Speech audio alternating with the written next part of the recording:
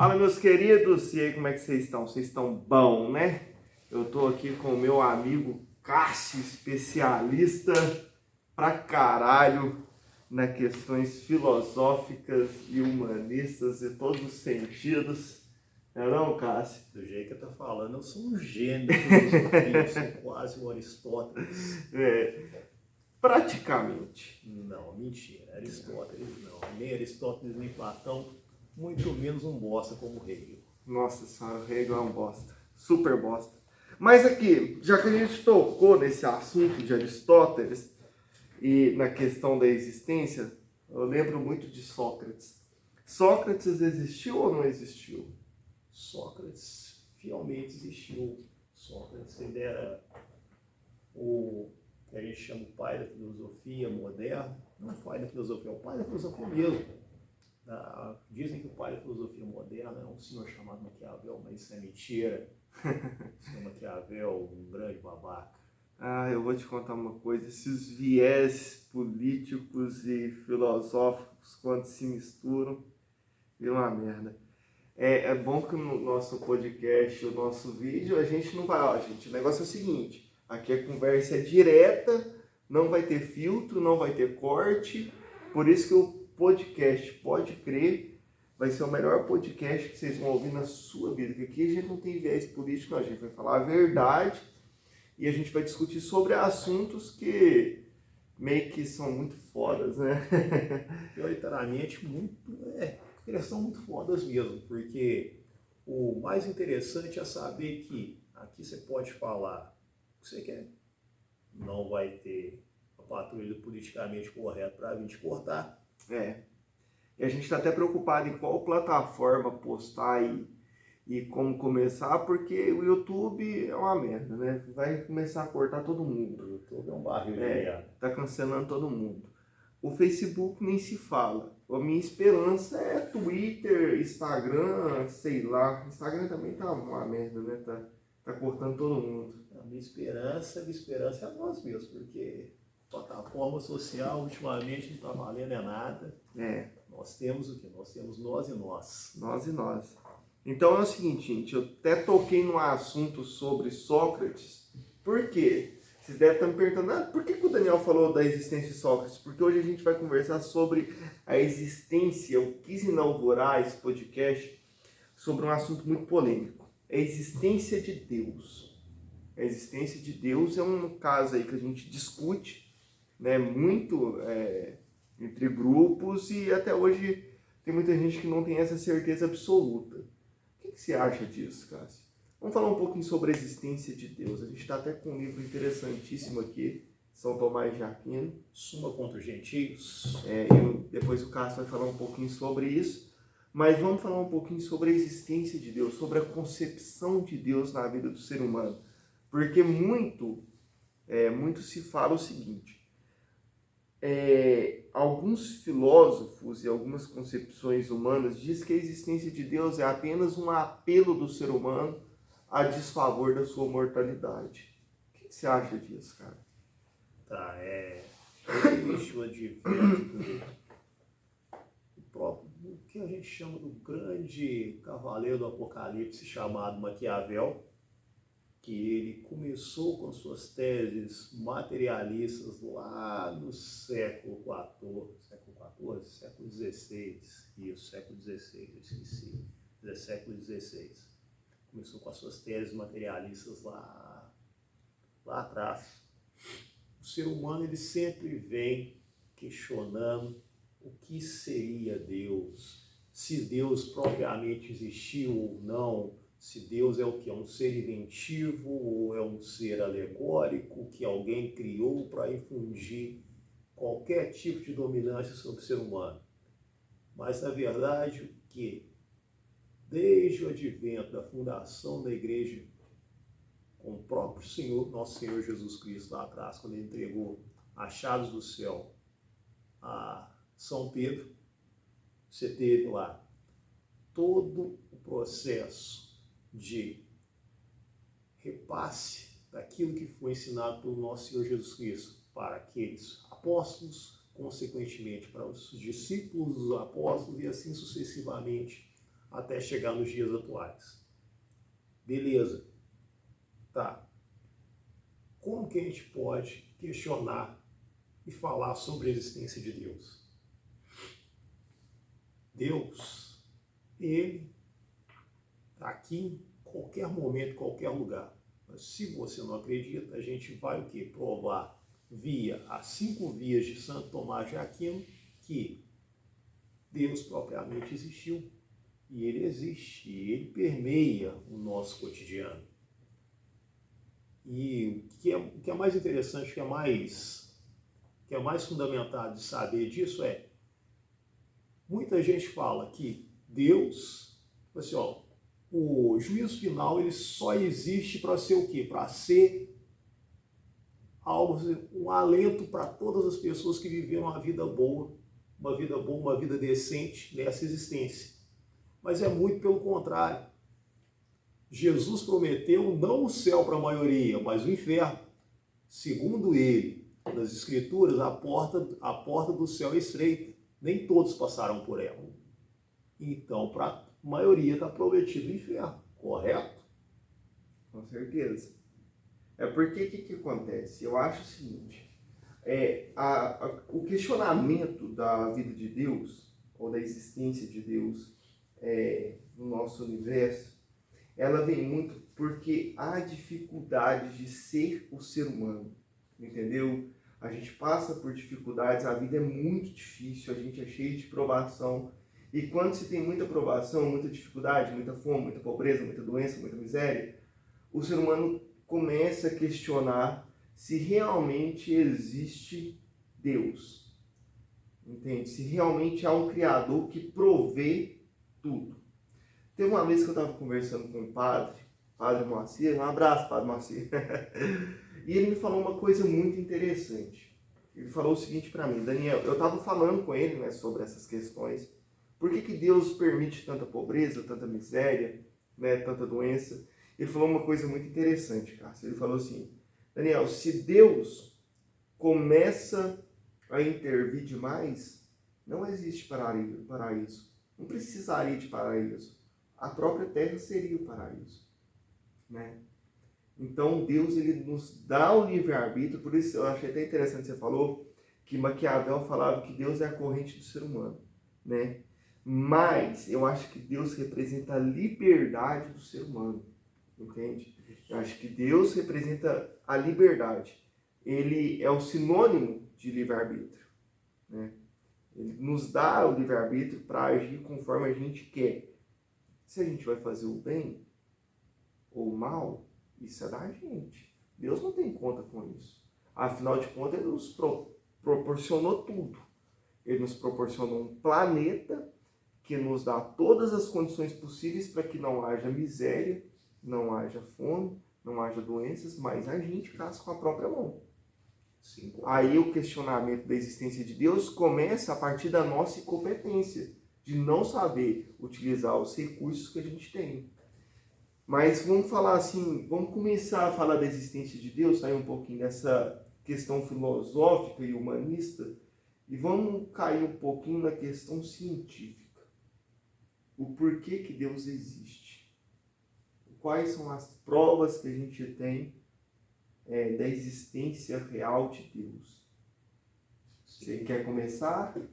Eu começo. Você começa. Vou te dar a palavra, porque eu já falei muito. Vou começar aqui com o próprio Santo Tomás de Aquino, o que ele menciona nesse livro aqui, A Suma contra os Gentios, e também na Suma Teológica. Ele vai falar sobre toda uma cadeia de movimento.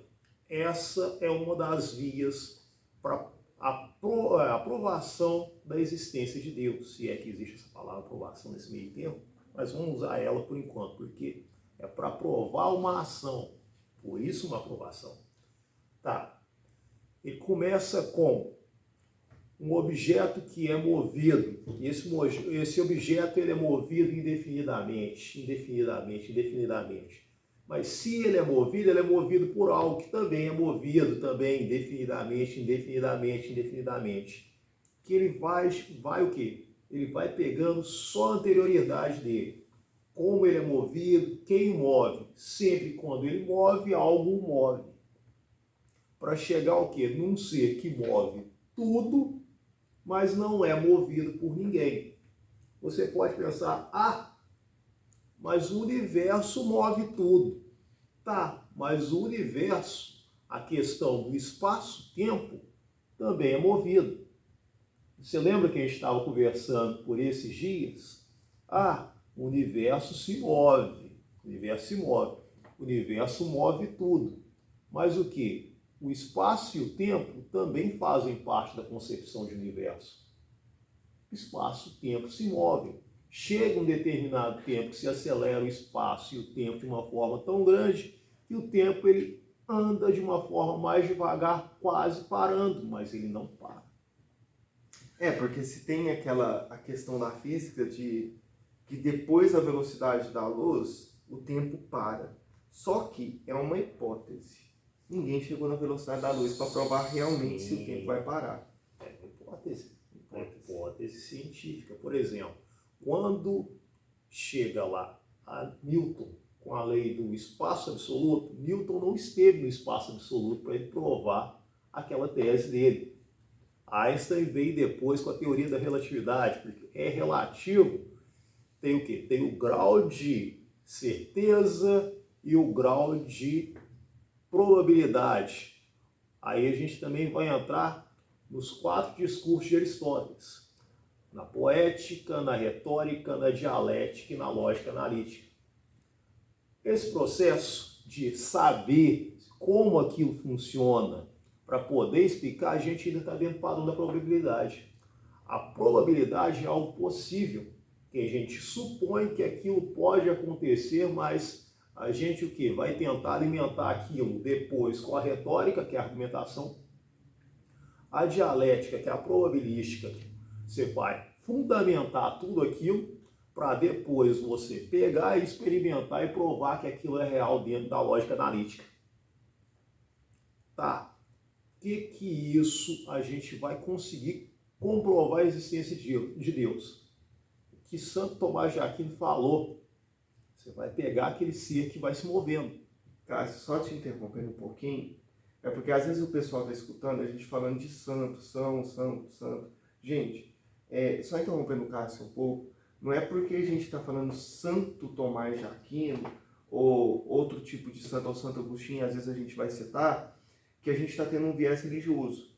A gente usa o título do cara, mas o cara que em si, por exemplo, foi um grande estudioso, tem obras publicadas. Sim, então, assim, dos 35 doutores da igreja. Então, assim, não é qualquer um, não é porque a gente está pegando um santo, porque o cara é santo, o cara é reconhecido, então o cara está alienado ali e acreditou naquilo e escreveu sobre aquilo. Não, o cara é um cara que publicou, entende? É um cientista. Antes de ser santo, o cara é um filósofo, um cientista da área. E assim, a primeira coisa, concepção que a gente tem de ciência, a primeira concepção que a gente tem de ciência é a partir o quê? A partir dos teólogos da igreja, que eles experimentaram, passaram por dentro de todas essas 4 categorias, a teoria dos 4 discursos de Aristóteles, provaram aquelas teses que eles mesmos fundamentaram e conseguiram, com aquelas teses, provocar outras pessoas o quê? Para fazer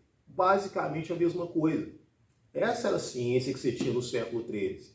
Essa era a ciência que você tinha no século IV de Santo Agostinho, São Cipriano de Cartago. Essa era a ciência.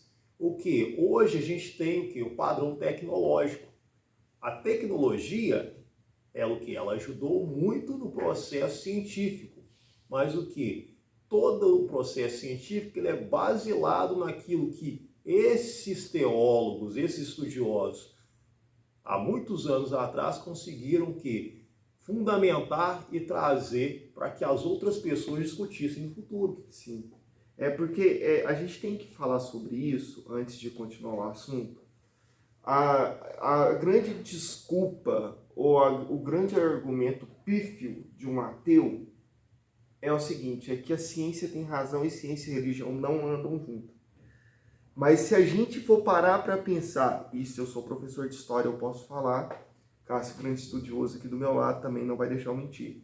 A ciência, no geral, ela nasce da religião.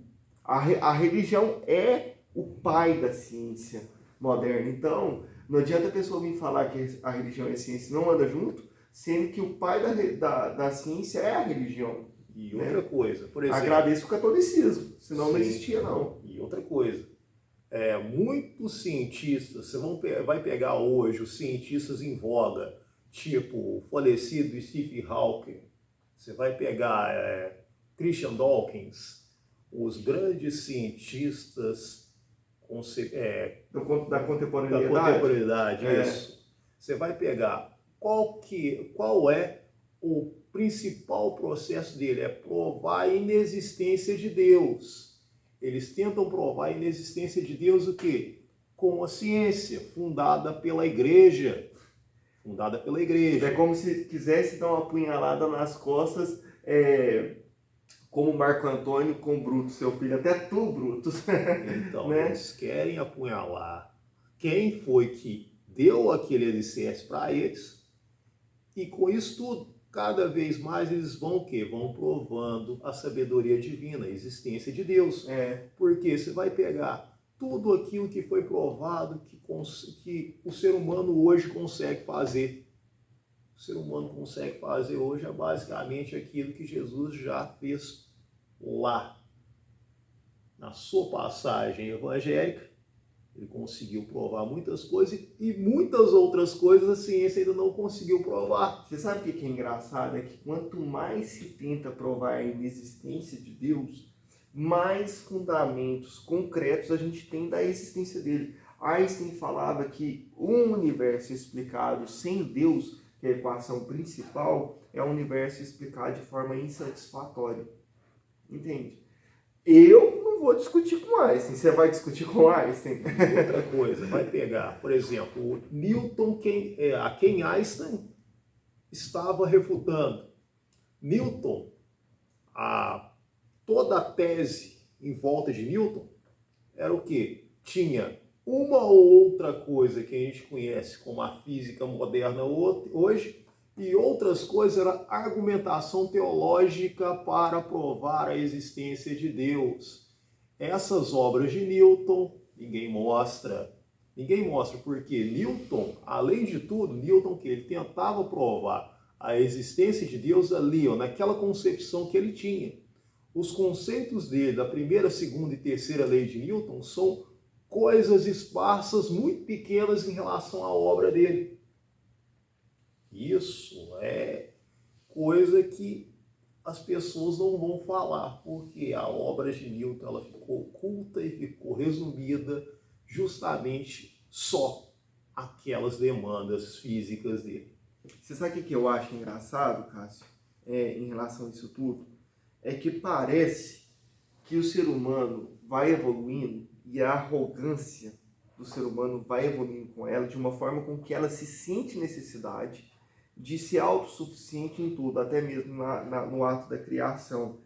Então, a tecnologia veio para nos ajudar a guiar, né, a sermos uma raça melhor, né, a sermos um tipo de animal, que a gente é um animal, né, tudo bem, a ser um tipo de animal evoluído melhor, e parece que a gente está retroagindo, principalmente na questão da criação e da aceitação de que a gente não é nada, entendeu? Referente a Deus e ao universo, e o ser humano, a desfavor da sua mortalidade, porque quer se sobressair até mesmo no ato da criação, entende? Então, assim, é essa impressão que eu tenho hoje, né, dessa questão da existência de Deus, entende?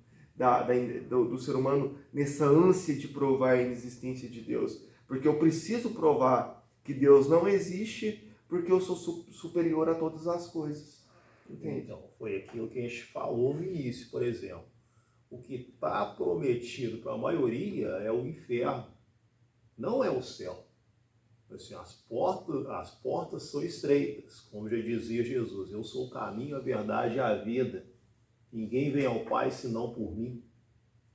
Ele fala isso uma vez e ele fala logo à frente. As portas são estreitas, procurai, regenerai-vos e entrai assim que elas estiverem abertas. Porque quando fechar, não tem mais volta. Será choro e ranger de dentes. Por quê? Ele fala dessas passagens evangélicas que ele é o caminho, ele é a verdade, ele é a vida.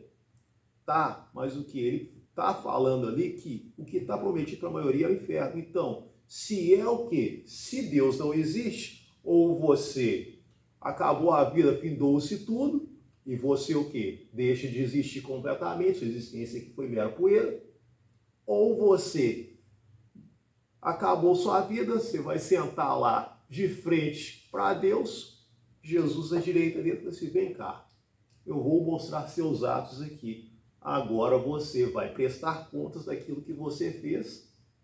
Agora você vai ser julgado. Eu acho que a vontade de provar a existência de Deus é nesse ponto. É que o ser humano ele não consegue ser bom. Entende? Eu esqueci o nome do filósofo que falava que o homem é ruim por natureza. Não, o homem é bom, a sociedade que o homem... Rousseau. O homem é bom, a sociedade que o corrompe. Eu acho que o homem está tão corrompido que ele sente a necessidade de provar a inexistência de Deus para tentar fugir de forma temporária do julgamento divino. Entende? Sim, o julgamento divino, ele é algo que vai acontecer independentemente se você acredita ou não. Você tentar provar que a inexistência dele só vai ser o quê? Mais um peso jogado na sua balança que pesará contra você no juízo final. Porque Deus, sentado lá, ele vai olhar no fundo dos seus olhos. Você não vai precisar falar, ele já viu tudo. Você sabe o que eu acredito muito? Eu acredito muito que Deus, ele é representado pelo amor. E que quando a gente for julgado de fato, a gente vai ser julgado pelo amor que a gente praticou, pelo bem. É aí que está o ponto, entende? Porque hoje a gente está vivendo uma sociedade tão ruim, tão corrompida, que a prática do bem virou algo, tipo assim, quando a pessoa faz uma coisa boa, vira algo sensacional, entende? É tão estranho, eu acho isso tão estranho, porque, cara, é sua obrigação ser honesto, é sua obrigação ajudar o próximo, entende? Aí quando a gente vê uma pessoa fazendo um ato de caridade, uma coisa boa, vira um espetáculo. E não devia ser assim, devia ser algo do cotidiano, algo normal. Nossa, hoje inverteu, né? Quando uma pessoa faz uma coisa ruim, a gente nem liga. Ah, não, isso é normal. O ruim ficou cotidiano, ficou normal, e o ato bom ficou algo para ser sensacionalizado. Entendeu? É um mundo invertido. Porque a banalização, ela ficou tão banal. Banalização. Parece redundante, né? Parece redundante, mas não é. Parece redundante, mas não é. Aquilo que você deveria achar completamente estranho, avesso e ter ojeriza daquilo, você interpreta como normal, e aquilo que por natureza seria algo bom, você julga como um ato de extrema nobreza, ou você olha aquela pessoa e fala assim, por que ele está fazendo isso?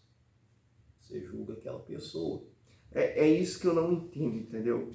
É isso que eu não entendo, entendeu? Também bem redundante. Então, mas são redundâncias que fazem sentido nesse momento. Esse é o resultado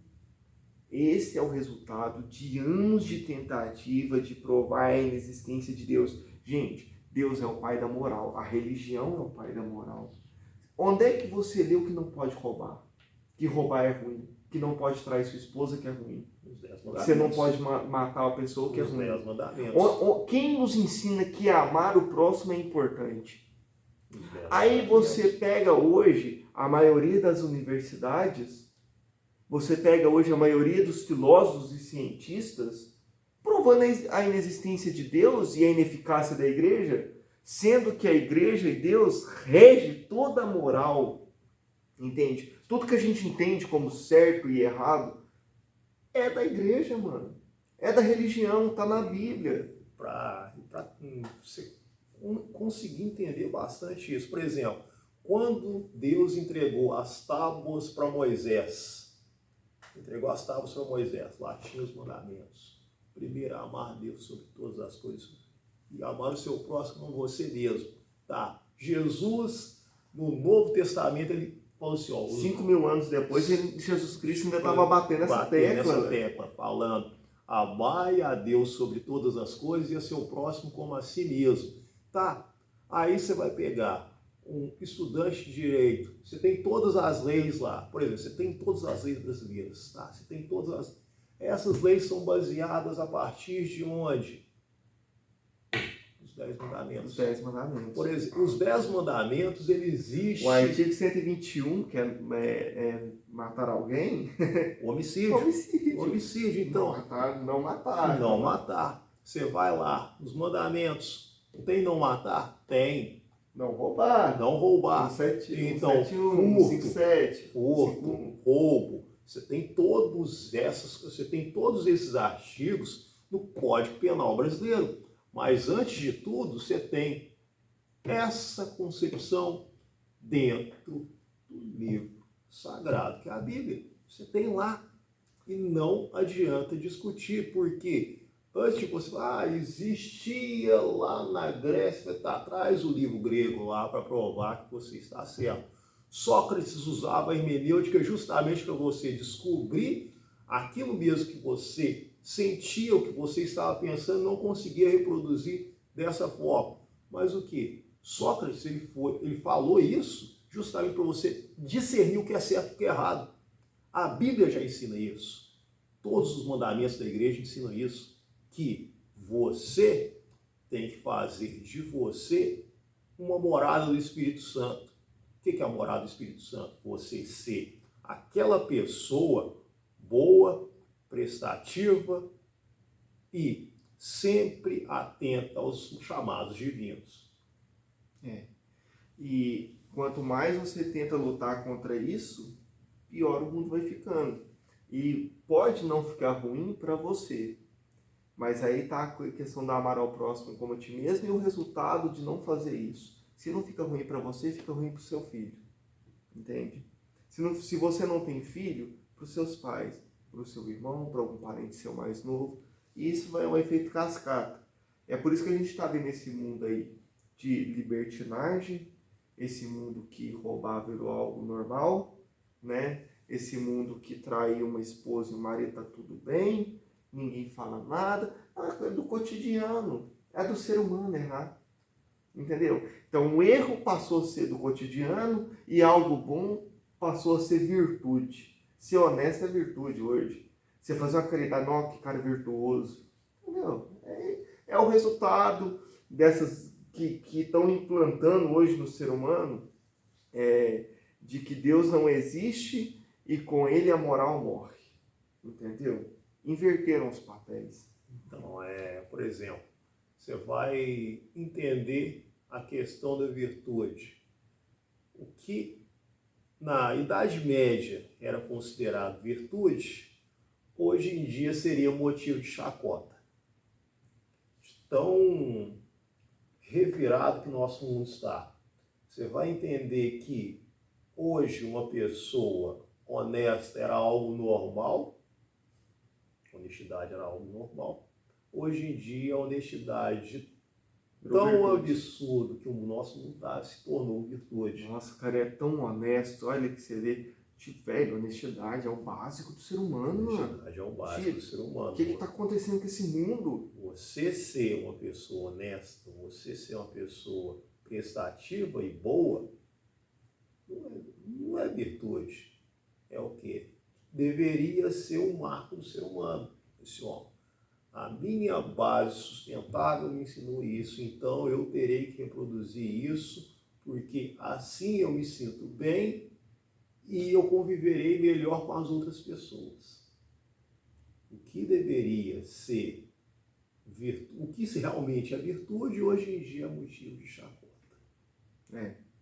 Tipo assim, se você é bonzinho, Tipo, às vezes eu assisto um podcast ou outro, um corte, os caras falando sobre relacionamento. Ah, não seja bonzinho demais para sua esposa ou para sua namorada, porque senão elas não vão te dar valor. Eu falo assim, porra, mas que mundo é esse, velho? Que eu não posso ser um bom marido, que eu não posso ser um bom namorado. Que porra de mundo é esse, mano? Tipo assim, você tá entendendo como é que os valores acabaram com essa ânsia de provar a inexistência de Deus? Parece que o ser humano está se desligando de algo que seria bom e está se ligando no ruim, entendeu? O ruim é normal. E esse é o resultado. E assim, foi tão incutido na cabeça de homem e mulher que eles deveriam fazer coisas diferentes à sua natureza, esquecendo os princípios basilares que Deus estabeleceu lá no passado. Hoje as mulheres querem fazer coisas assim como os homens fazem, e os homens querem fazer coisas assim como as mulheres fazem. Mas não as coisas boas. Só as coisas ruins. Só as coisas ruins. Então, antes que, meu Deus do céu, Cássio está sendo machista, não. A gente tem que lutar pela igualdade, a gente luta pela igualdade, o ser humano é igual. O que a gente está tentando dizer aqui é que tem uma base, um limite para os dois. Tem coisas que a mulher faz que o homem não consegue fazer e nunca vai fazer. Gerar uma criança. Gestar, né? Porque gerar os dois geram. Gestar uma criança. Assim, carregar uma criança durante 9 meses, assim, não, o homem não consegue, porque o homem não tem útero e o ser de gravidade do homem é completamente diferente. Não vai conseguir gestar. Não vai. E outra coisa, por exemplo, você vê que a fisiologia de homem e mulher é diferente, a fisiologia é diferente, a forma de reagir a determinadas circunstâncias é diferente. Isso, se fosse pegar lá, no período onde Jesus viveu, um homem era homem, uma mulher era mulher.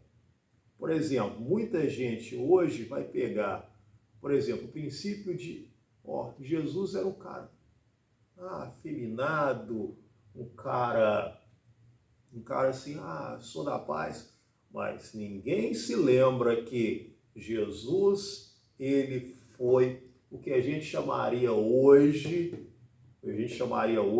de macho alfa. Porque ele entrar num templo e ver aquilo tudo corrompido, pegar o chicote e descer o cacete em todo mundo, isso aí, eu quero ver o macho Nutella hoje chegar e fazer isso, não faz. Vai lá na sua igreja, lá do pastor fulano de tal que tá roubando os fiéis e mete o chicote nele para você ver. Ninguém tem coragem.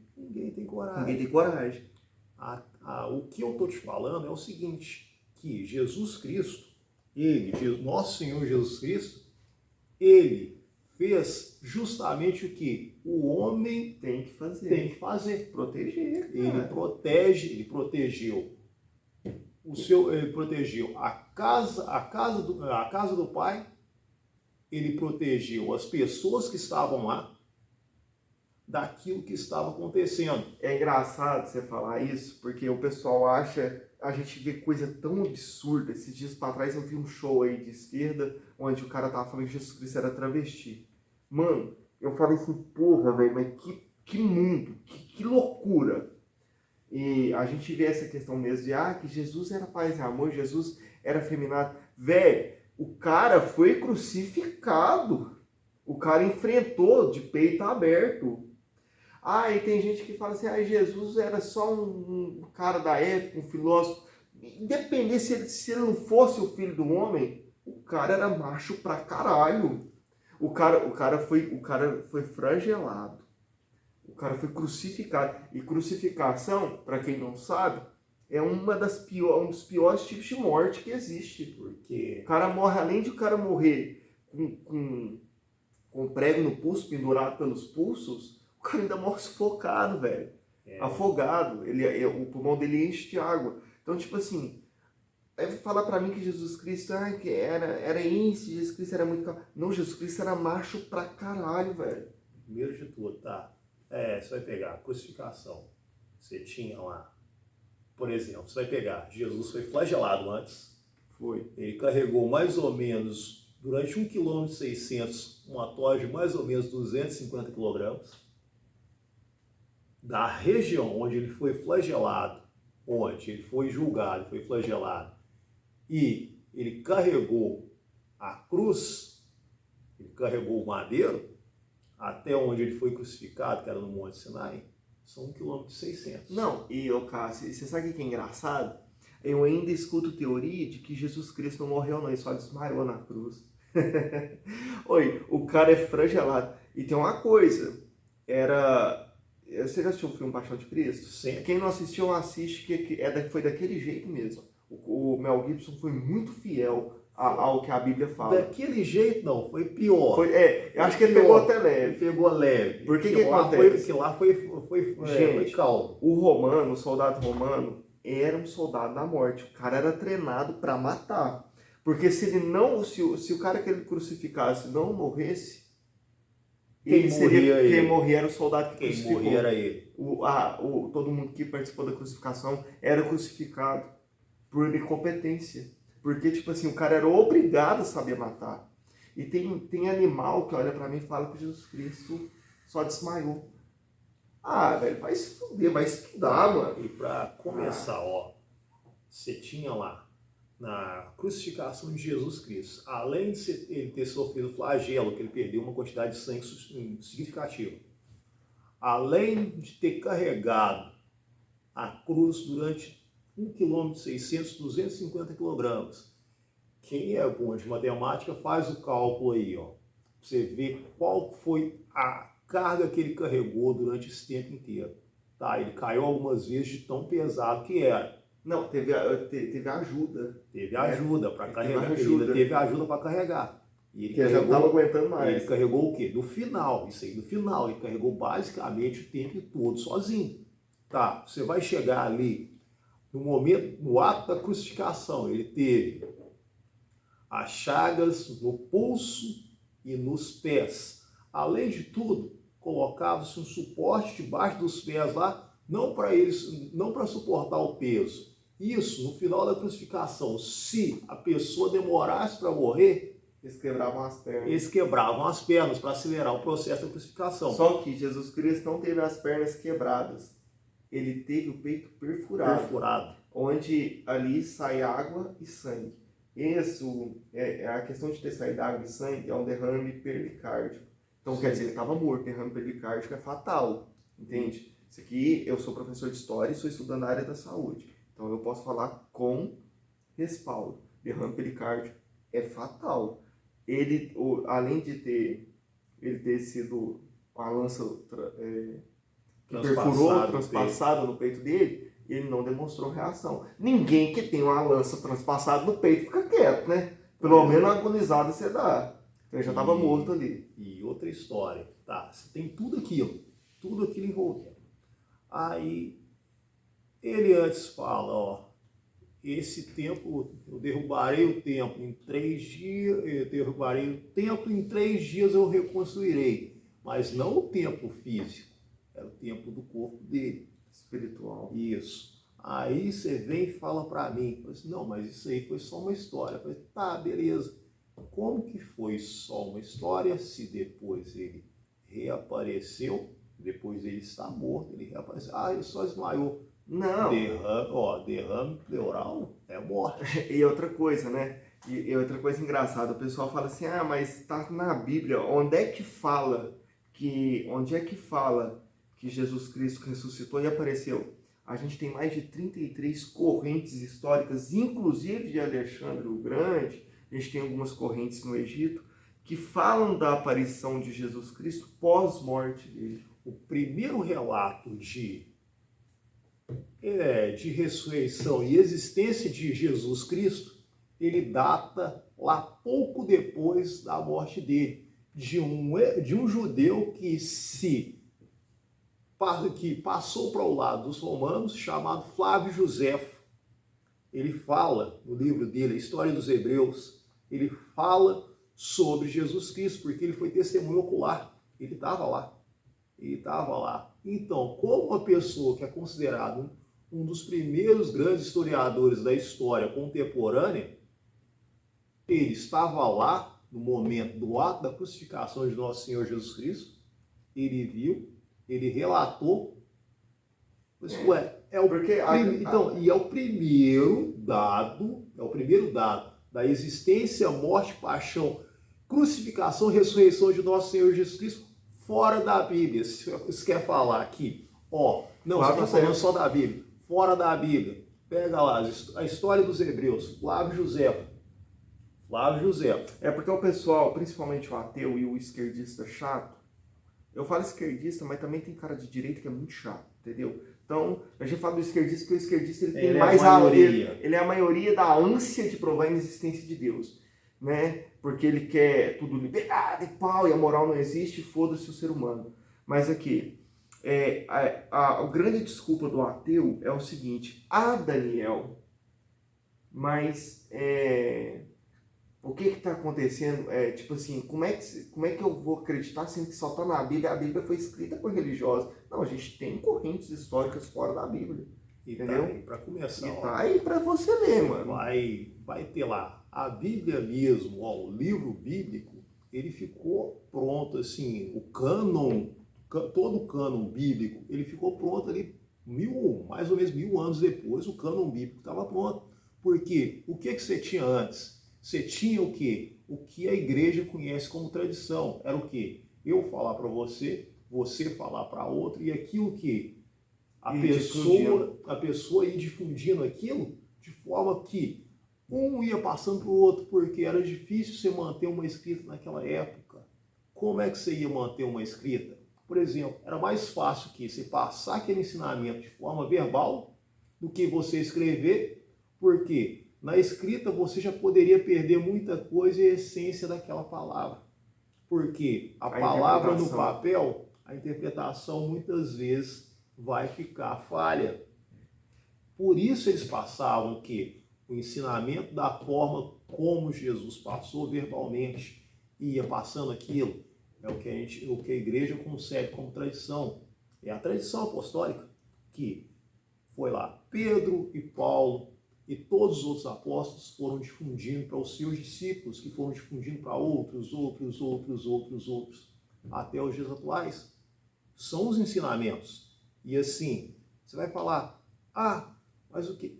Isso por si só prova a existência de Deus. Como que algo que foi dito há mais ou menos 2000 anos, algo se mantém tão vivo hoje e basicamente não perdeu a essência? Isso já é um ato divino. Já é um maior milagre, né? Já é um dos maiores milagres. Você tem um relato aí, Jesus Cristo, um relato de 2000 anos, o cristianismo tem uma concepção aí de 10.000 anos, né? A gente fala cristianismo, eu falo cristianismo porque a concepção de cristianismo, ela nasce muito antes de Jesus, né? Vinha ao mundo.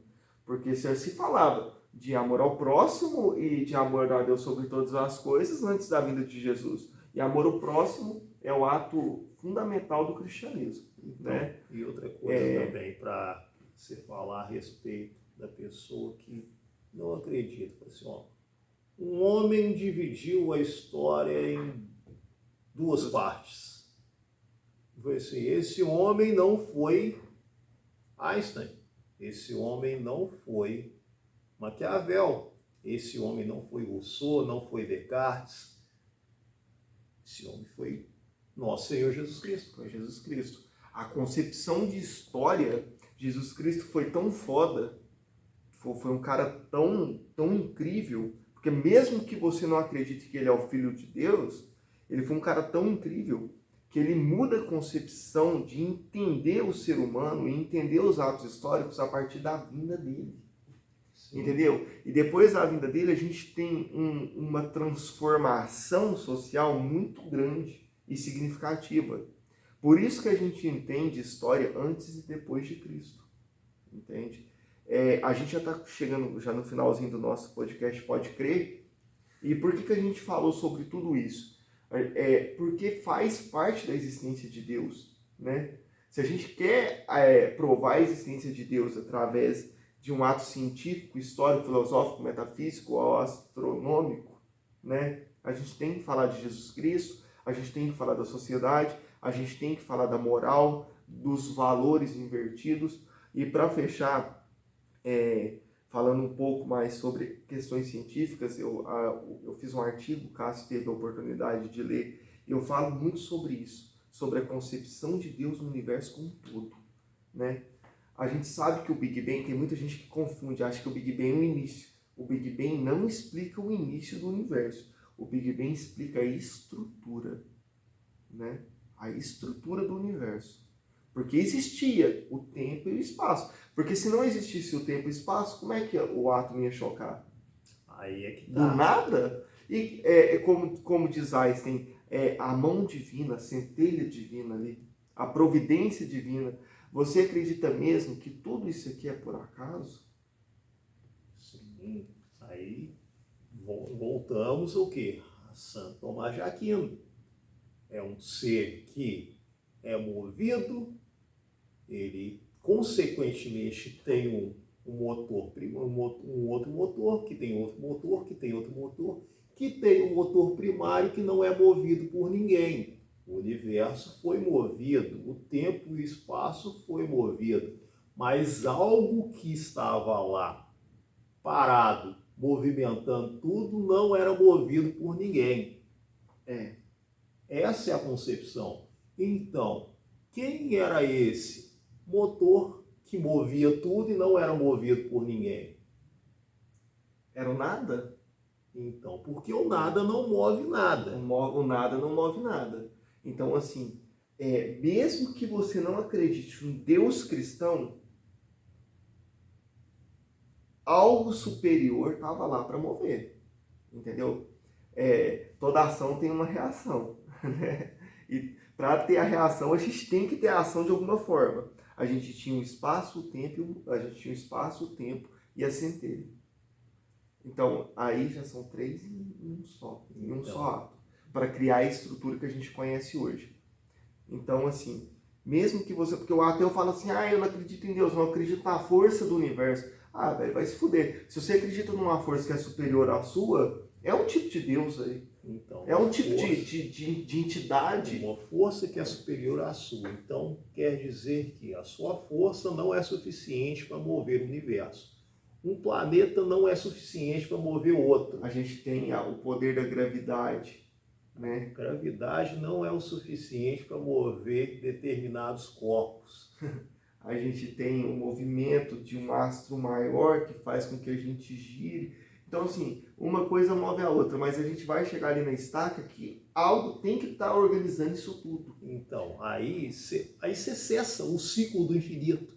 É o quê? É algo que move algo, que move algo, que move algo, que move algo. Então, se sempre vai ter algo que move algo, então todos são movidos.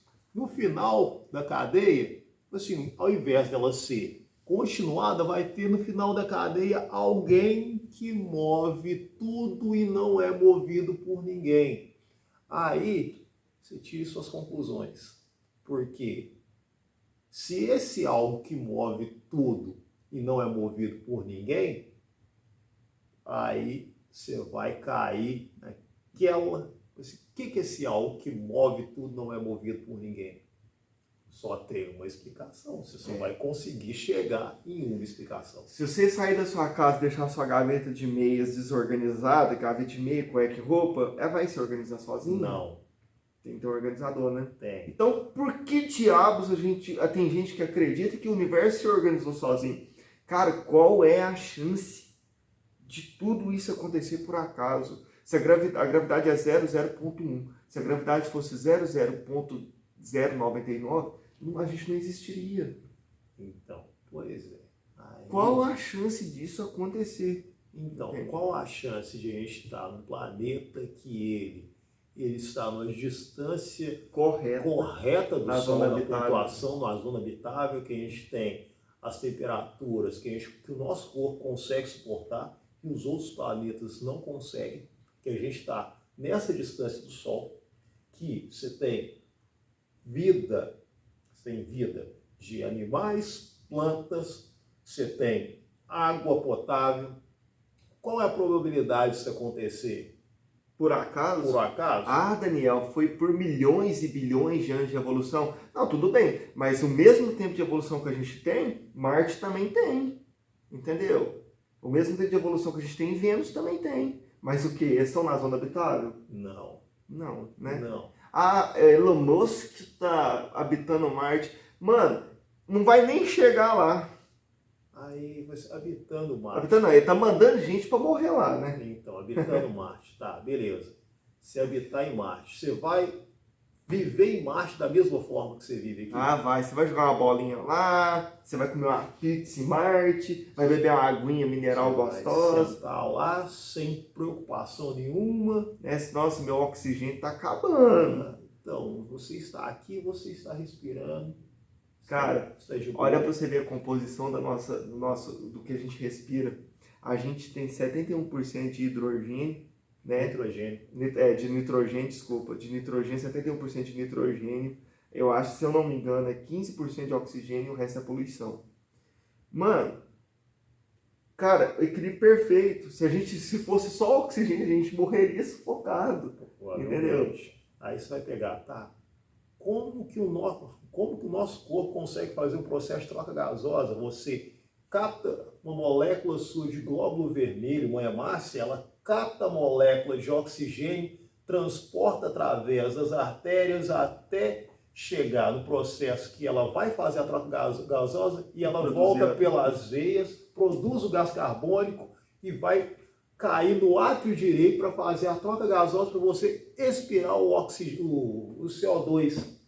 Você explica isso para mim, como que o corpo do ser humano ele se desenvolveu de tal forma para ele poder ser uma máquina perfeita? Máquina perfeita. A gente tem doença? Tem, mas, cara, velho, até mesmo o vírus, cara, o vírus nem é considerado um ser vivo por muitas correntes científicas e faz um puta estrago. Porque uma carga biológica do seu organismo, a carga biológica, por exemplo, o que é considerado um ser vivente? É um ser com célula nucleada. Um vírus não tem núcleo. Aí, beleza. Mas o que? Dentro do seu organismo ele causa um estrago danado. Por quê? Você vai ter que recrutar uma quantidade muito grande de glóbulo branco, que são os leucócitos. Os leucócitos vão ter que recrutar uma quantidade muito grande de plaqueta para combater aquela infecção. Pô, olha o tanto que é complexo. Qual que é a chance disso acontecer por acaso? Que a gente está falando muito do universo, coisas intocáveis, né? Mas vamos trazer um pouquinho para o nosso corpo, para o nosso cotidiano.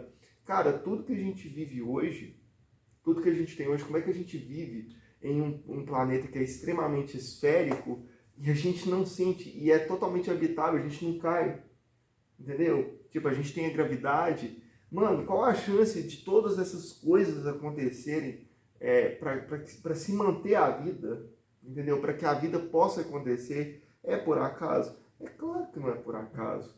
A pessoa, eu acho o ateu a pessoa mais iludida do mundo, sabe? A pessoa mais iludida do mundo é o ateu, porque ele estuda e não consegue enxergar a verdade. Por exemplo, foi uma coisa que uma aluna que eu tenho me falou um determinado dia desse. Você consegue enxergar debaixo do seu nariz? Só em uma oportunidade você consegue enxergar debaixo do seu nariz. Quando você levanta a cabeça assim e olha debaixo do espelho, e olha sobre o espelho. Aí você consegue enxergar seu nariz. Porque muitas vezes lá a resposta está debaixo do nariz dele. Ele não consegue enxergar. Por quê? Ele não consegue. Ele tem a ânsia dele de fugir do julgamento. Isso. Do julgamento de Deus é tão grande que ele passa a vida toda tentando provar a inexistência de Deus e acaba que no final ele vai se encontrar, mano. E isso aí vai ser cobrado, ele querendo ou não.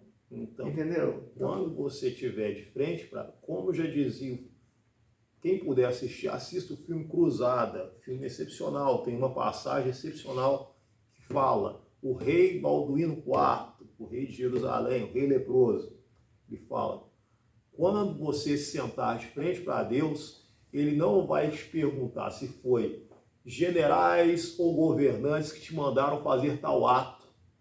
Os seus atos dirão respeito apenas a você e só você poderá responder por eles. Claro. concluindo tudo, a gente já está chegando ao fim, né? 1 hora é muita coisa. A gente está torcendo para ter gente interessada em escutar, porque é muito interessante, gente. É muito interessante. Para você que chegou até o final desse podcast, do vídeo, compartilha, ajuda muito, né, Cássia? Eu nem gosto de pedir para compartilhar, para curtir. A pessoa curte se ela quiser. Foda-se, se ela quiser curtir também, não tem problema não. Que ignorante, menino ignorante. Mas foda-se. Mas a gente está fazendo isso porque, além da gente gostar de debater sobre o assunto, a gente decidiu fazer esse podcast, decidiu fazer esse vídeo porque eu não quero fazer como Machado de Assis, eu não quero transmitir o legado da minha miséria. Eu quero transmitir alguma coisa e ser lembrado por aquilo que faça mudar o mundo, entendeu? Que a gente possa lutar contra toda essa merda que está acontecendo de inversão e principalmente sobre essa questão de Deus, que eu acho super delicado, eu acho super importante que a gente deixe fundamentado para as próximas gerações que Deus existe de fato e o julgamento vai chegar. Sempre chega. Sempre chega, uma hora ou outra. Ô, Cássio, muito obrigado, né? Até o próximo vídeo aí, a gente vai elaborar mais alguns temas e sempre temas polêmicos para chutar o balde mesmo, não, cara? Isso, meter o pé no bode, isso aí, sair de cara e comemorar o gol. Então, galera, falou, até o próximo vídeo e o próximo podcast, pode crer. Falou!